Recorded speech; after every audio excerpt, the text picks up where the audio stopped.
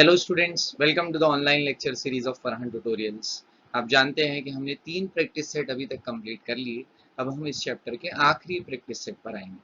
This last practice set is completely based on the application of arithmetic progression. मतलब इसमें हम real life word problems देखेंगे और दो ही फॉर्मूले हैं जो मेन फॉर्मूले हैं आपके इस चैप्टर के, उन्हीं का इस्तेमाल होगा। सबसे पहला फॉर्मूला जो होगा वो nth टर्म का होगा, जनरल टर्म का होगा। क्या आपको याद है nth टर्म का फॉर्मूला क्या है? उसका formula a plus n minus one times of d होता है। और अगर आपको बहुत सारे टर्म दिए और उनका सम निकालना है तो उसे सम ऑफ एन टर्म्स कहा जाता है। एस एन का फॉर्मूला क्या आपको याद है? तो उसका फॉर्मूला ये होता है। तो अगर आपको ये दो फॉर्मूलेज याद है तो आप बहुत आसानी से फाइनल प्रैक्टिस सेट कंप्लीट कर लेंगे। तो आइए देखते हैं इस प्रैक्टिस सेट के अंदर क्या दिया है। फर्स्ट क्वेश्चन के अंदर on the 1st Jan of 2016 Sanika decides to save ₹10, ₹11 on the second day, ₹12 on the third day, and if she decides to save like this, then on 31st December, मतलब पूरे साल भर में, what would be her total savings? अब देखो उसके जो पैसे हैं 10, 11, 12 वो एपी में सेव करते जा रहे हैं, और अगर एपी में सेव हो रहे हैं तो हमें टोटल सेविंग निकालनी है। तो टोटल सेविंग निकालनी है यानी क्या निकालना है? एस एन निकालना है। एस एन जब कोई एक दिन के बारे में पूछेगा, एक टर्म पूछेगा तो टर्म निकालेंगे, बहुत सारे पूछे जाएंगे तो सम निकालेंगे। तो देखिए मैं आपको इसके सोल्यूशन का एक जनरल फॉर्मेट बताता हूँ। पूरी प्रैक्टिस सेट के हर क्वेश्चन को एक फॉर्मेट से सॉल्व किया जा सकता है। लिखने का एक ढंग होता है, जैसे लेटर का फॉर्मेट होता है ना, वैसे ही एक फॉर्मेट मैं बता दूंगा, आप वो फॉलो करेंगे तो कन्वीनियंटली लिख पाएंगे। तो देखिए इसका स्टेटमेंट कुछ ऐसा होगा। 2-3 क्वेश्चन में आपको फॉर्मेट क्लियर भी हो जाएगा कि क्या अंदाज होगा लिखने का। So the amount saved on the first day कहो, या अगर क्वेश्चन के हिसाब से लिखे तो 1st Jan 2016 is ₹10 and increment is of, increment का मतलब इंक्रीज होता है, increment is of ₹1 per day.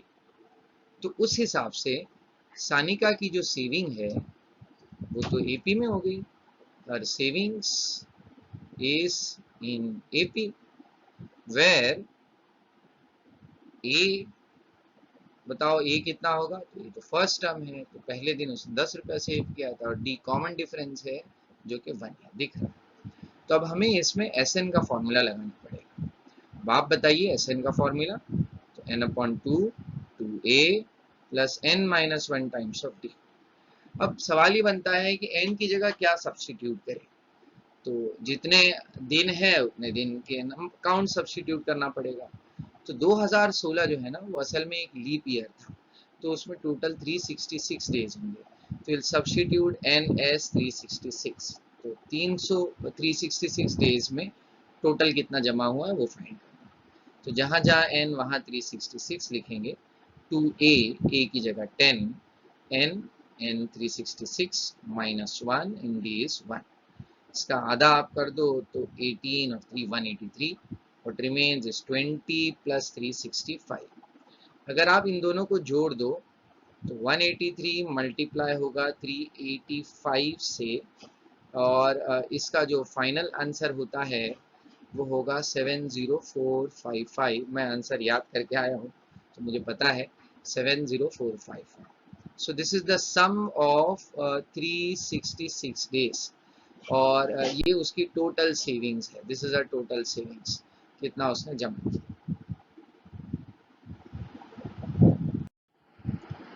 Next question is related to Sachin. Sachin invested in national saving certificate scheme. In the first year he invested ₹5,000, second year में 7,000, third year में 9,000 and so on.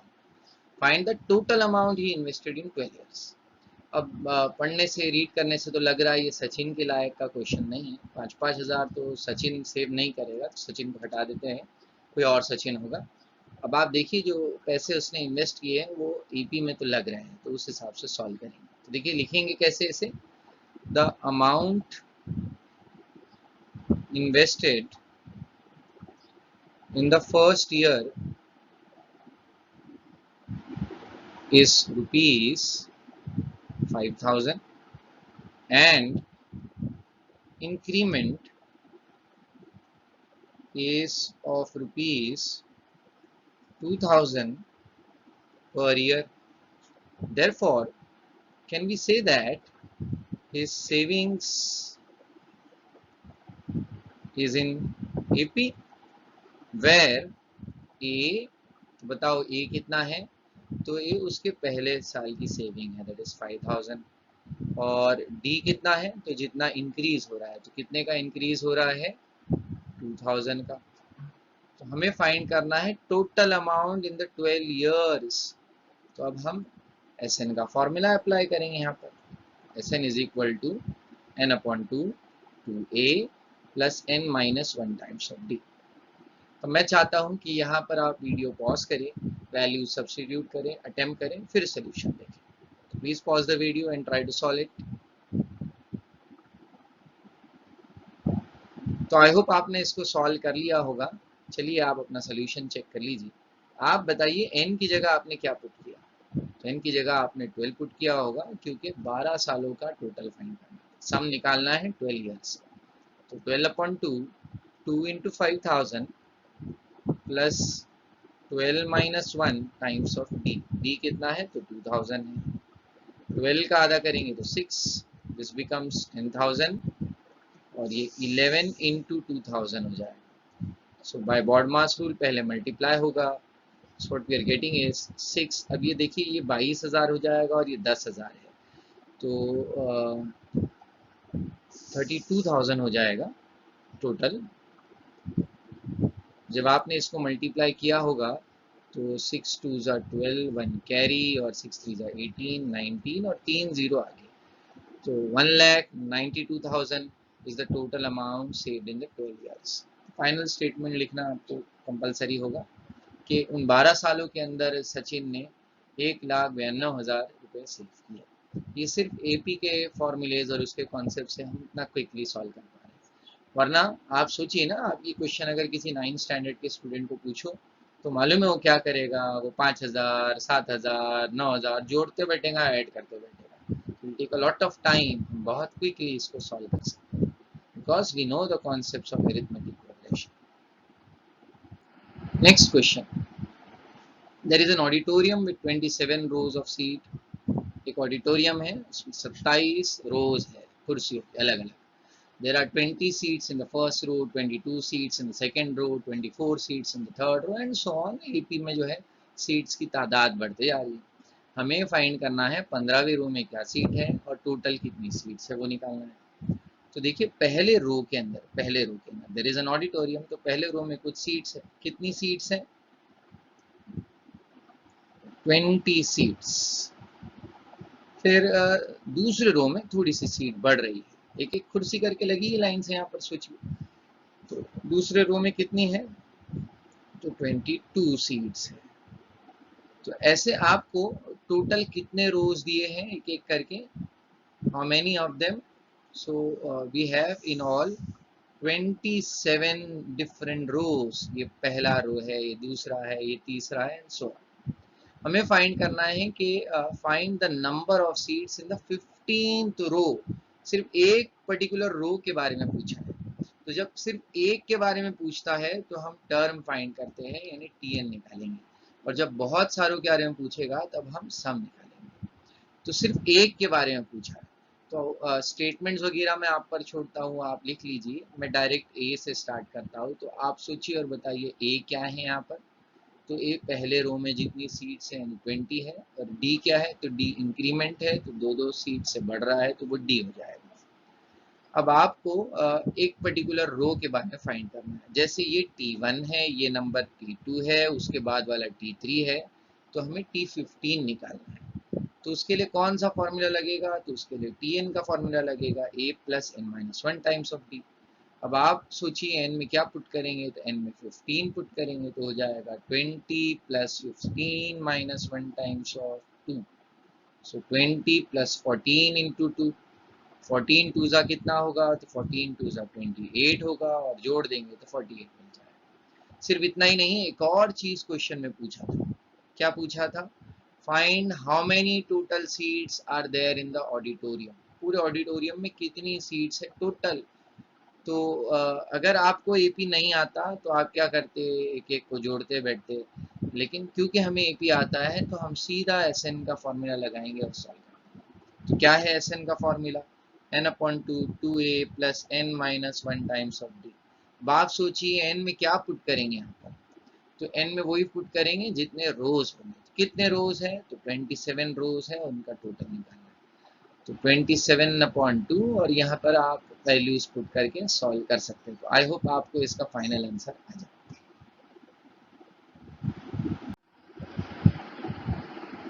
Next question, Kargil's temperature was recorded in a week from Monday to Saturday. पूरे 6 दिन के temperature record किए गए। All readings were in AP. The sum of the temperatures of Monday and Saturday was 5 degrees Celsius more than the sum of the temperatures of Tuesday and Saturday. If the temperature of Wednesday was minus 30 degrees Celsius, then we have to find the temperature of other 5 days. So we have 6 days, Monday to Saturday. हर दिन का temperature AP में है। अगर AP में है तो AP का जो फर्स्ट टर्म होता है उसे A कहा जाता है। T1 is A।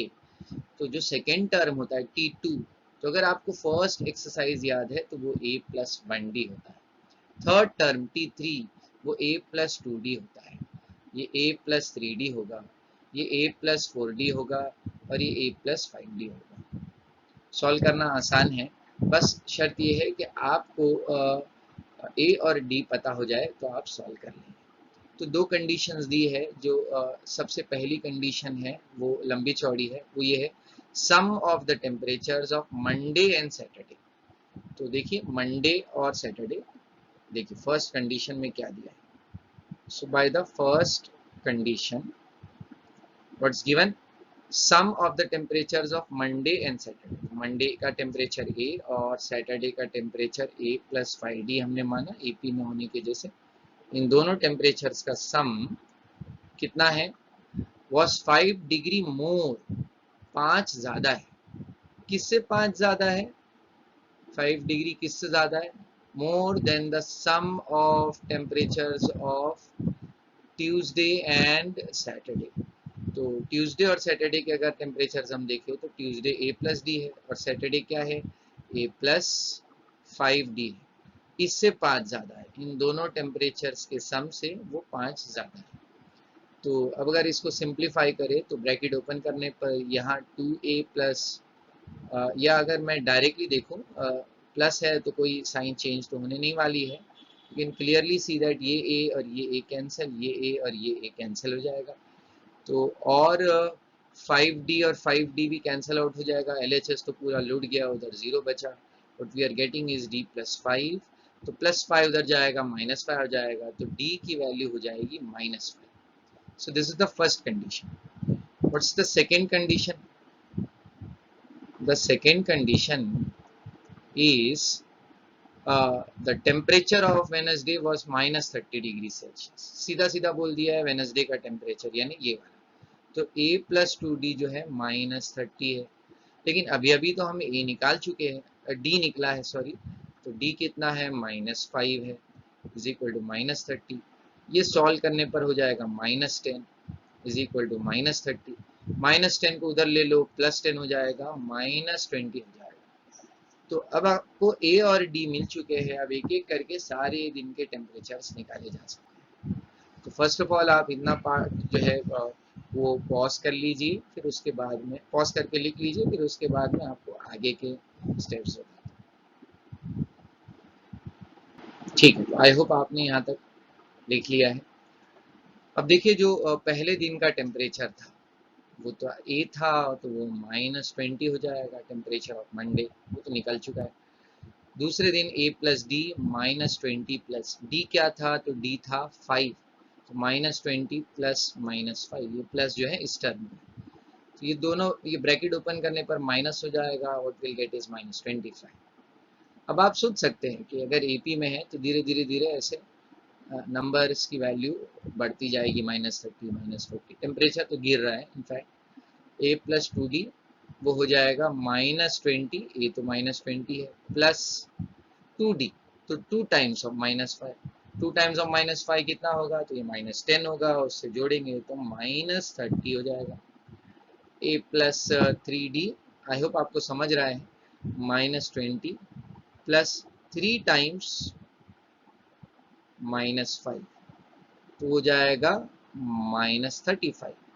सो आप फाइनली स्टेटमेंट लिख सकते हैं, therefore the temperatures from Monday to Saturday are -20, -25 और आगे के जो है वो आप लाइन से लिख लीजिए।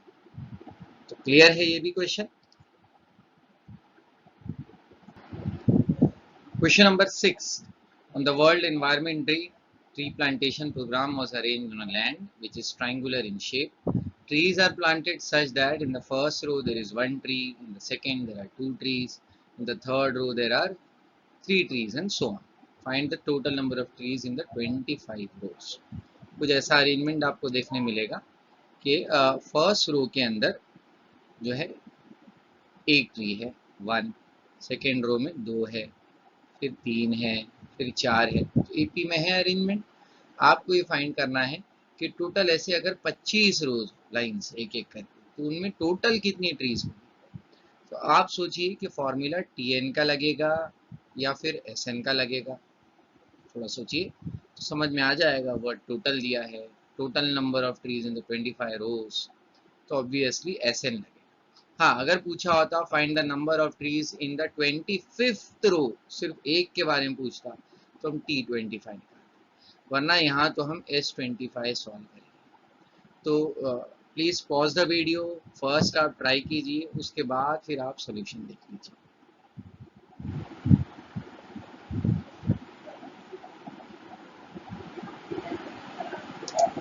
तो आई होप आपने इसको सॉल्व कर लिया है। अब आप सोल्यूशन देखिए। तो स्टेटमेंट कुछ ऐसे होंगे, the number of trees in the first row कितने हैं भाई। So number of trees in the first row is 1 and increment is of 1 tree per row. Therefore, arrangement of trees